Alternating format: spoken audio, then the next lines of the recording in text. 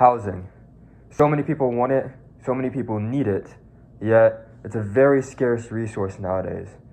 Well, I really shouldn't say scarce, but scarce to those that don't have money. And it's a very big problem as we see the home buying age go up significantly from your mid to late 20s all the way up into your 30s. And as we see this age get pushed back more and more, people tend to get a little bit desperate.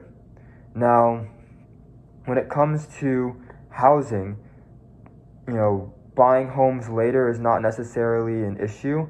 However, it becomes an issue when people are buying homes later, and those homes tend to be starter homes. Now, there's no issue with starter homes. We need developers to build them. The problem is that when nobody can afford them when they should be buying a starter home, then there's a problem. Starter homes are meant for people who are in their 20s, maybe 30s, and they're starting a family, they're developing themselves. It becomes very, very difficult to obtain that in today's society. Now, hopefully that will become easier. However, we need to be realistic. We're looking at possibly one of the longest bull runs that we'll see with the current president. We'll have to see how things go. However, depending on what happens, it may be very advantageous for those who already have money invested and already have money working for them, but it won't necessarily help those who are in a bad financial position. And it certainly won't help those who don't have their money invested. The problem is that when you have the top 1 to 10% all making money with their own money, and it becomes very easy to make money with money, you notice the bottom 90% and notice how they're not making any money at all. Or at least the money that they are making is contributing to their bills and expenses. Now, we all do have bills and expenses that we have to pay. However, the problem is that when you have a large portion of society that can't afford homes, those people tend to get desperate. So we have to do an analysis. If you have a large portion of the population who is getting desperate, they may be going overseas to buy homes somewhere else, or they may be renting for the rest of their lives in the United States. There's a very big gap that is created, and that's, the wealth gap. So if you look into these starter homes, you'll get a clear idea of what's happening. Now, we need to understand the builder's perspective. The builders are very important because clearly they're the ones building all the homes.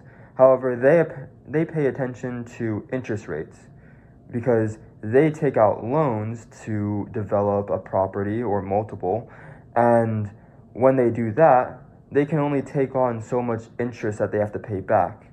Because if they take on too much interest, then they will end up either losing out on profits or not being able to pay back the loan. This would be terrible not only for the developer, but also for the house that is currently being built. Now, for the starter homes that are being built, you need developers to have lower interest rates. We're not seeing that, at least not yet. The Fed has started to cut back on interest rates, which is good. However, the problem that lies there is that they may not be doing it fast enough to the point where builders are interested in going out and developing properties.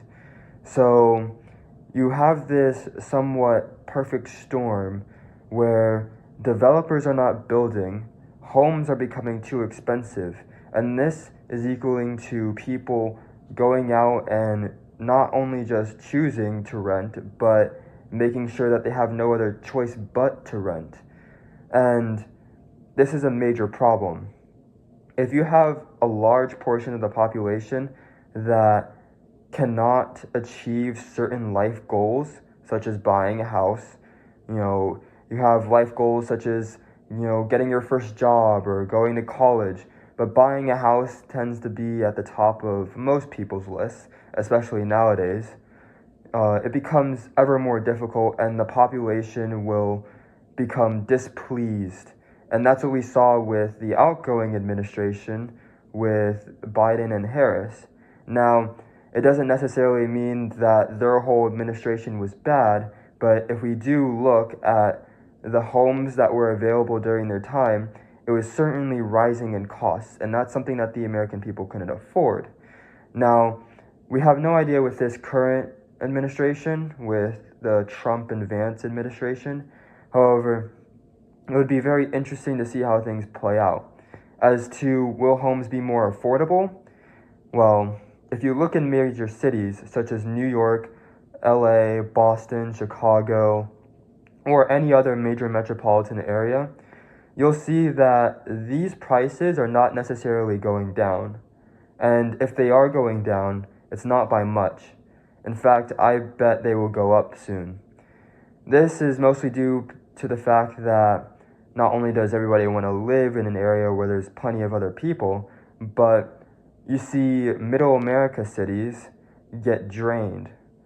All those people are heading out to the east and west coast, and in some cases out of the country entirely.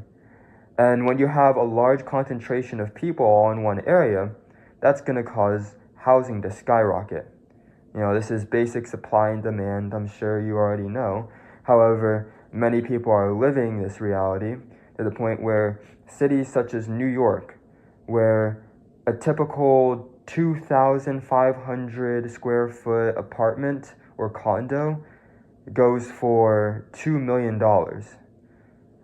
Where I live, that would not be the case. Now, I'm not out in middle America.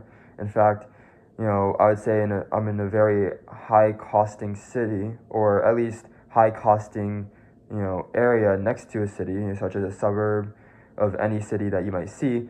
However, with this, the cost of living is slightly less than what you'll see in New York. It's slightly less than what you'll see in Chicago or any other city. When you have higher concentrations of people, developers not building starter homes, and this perfect storm is just brewing, it means that the people who already have assets will increase their wealth, and those that don't will, they'll have to really tough it up. However, the problem with all of this is that the solution is that we really need to start building homes. And that's going to cost builders a lot of money. And I mean a lot. Billions of dollars. In fact, it would be in the government's best interest in the people's best interest to force the government to implement an act that requires them to pay builders to start building more homes. Now, this would mean that more tax revenues going towards companies that may put profit over building. However, it will encourage the building of starter homes and other types of homes as well. And this is what we need. And if we don't get this soon, it may pose problems in the greater overall market. Now, what does this mean for Gen Z? What does this mean for Gen Alpha? Well, the thing is that Gen Z sits in a very different place than other generations. We've seen, the previous generations come up. Many of us were born to either Gen X, Gen Y, or boomers. And the thing is that we saw all of the wealth being built up. We also saw a lot of it get torn down in 2008. And we've seen it get built back up again in 2020. So we're quite used to the cycle of not being able to afford a home simply because the economy is bad. However, in our position, we'll have a few outliers. I think that we'll see an ever more smaller upper class with just a few people holding all the wealth. We're seeing it in today's society. If you look at the cabinet for Trump's administration, it's worth more than the GDP of some countries out there. And as we, put it all together, Gen Z and Gen Alpha and future generations are going to have a harder time if builders are not building. It's very simple. So we'll have to see how things go, but that is what I believe might happen in the coming days. So make sure you like, comment, and subscribe. I would love to hear what you think about this topic and any other topics that you'd like me to go and talk about going forth.